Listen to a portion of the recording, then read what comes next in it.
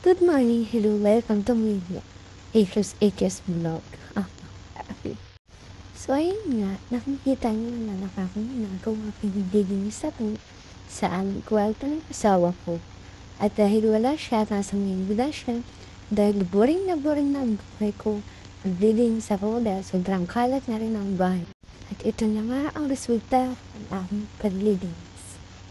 Wow, nice. Diba? Masarap pag malinis ang bahay.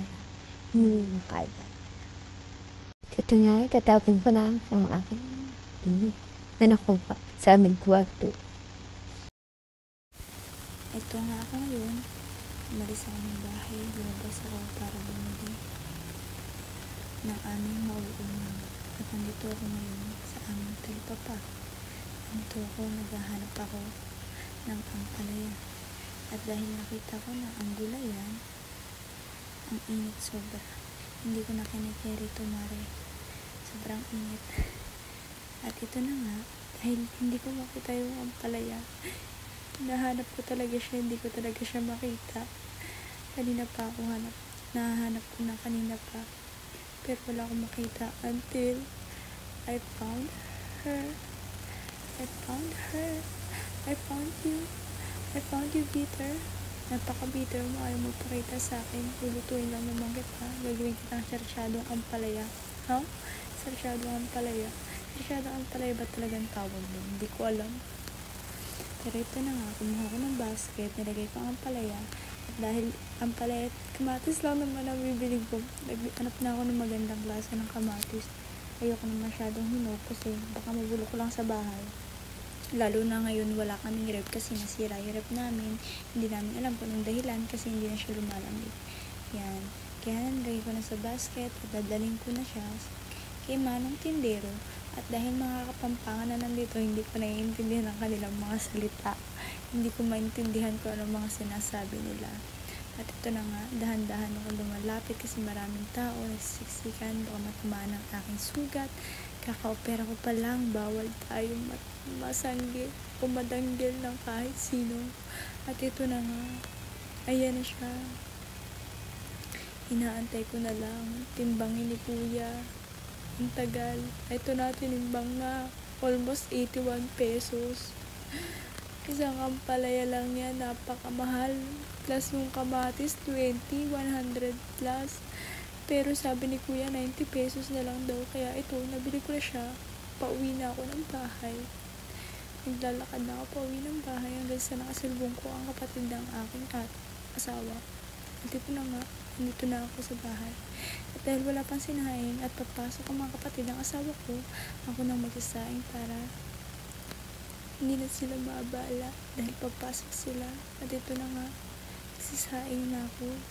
Yung mga pusa nilikot na apakan ko pa yung isa. Nag-aaway sila nung bulinggit naming aso na si Cafe. At yung pusa pinangalanan ng kapatid ng asawa ko na Choco. Pero hindi naman siya mukhang chocolate. At ito na nga, nagsaing na ako. Akala ko na walang pa kami ng butane. Yung pala, hindi lang nakasusok maigi yung papel kasi nasira yung butane. Ito na, may apoy na, nagsaing na ako. At ito na nga, nandito na ako. Nag-ano na ako ng ampalaya. Hinihiwa-hiwa ko na siya sa maliliit. Lalagay ko na siya sa tubig na may asin para hindi masyadong mapait. At yan. Sinunod ko na nga sibuyas, ang bawang, at kamatis. After kong hiwain, ito na, magluluto ako sa final destination dahil iniin na rin ang sinain ko at luto na siya.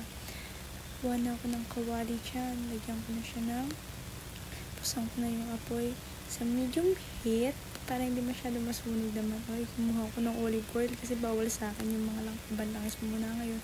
Kaka-opera ko pa lang. Yan. Pero konti lang nilagay ko, sayang ang mahal yan, 500 plus yan. At ito na nga, nilagay ko na ang sibuyas. Unahin ko ang sibuyas para hindi gano'ng masunog yung bawang. Yan. After ko malagay yung sibuyas at naghiwa-hiwalay na sila, nilagay ko na ang bawang. After ko mailagay ang bawang, inantay ko lang ng konti. Yan. Pinapakita ko naman sa inyo. At yan. Sinunod ko ng kamatis. Hinalo-halo. After niya, Naglagay na ako ng sobrang bahong patis. Konti lang, para hindi masyado makalat.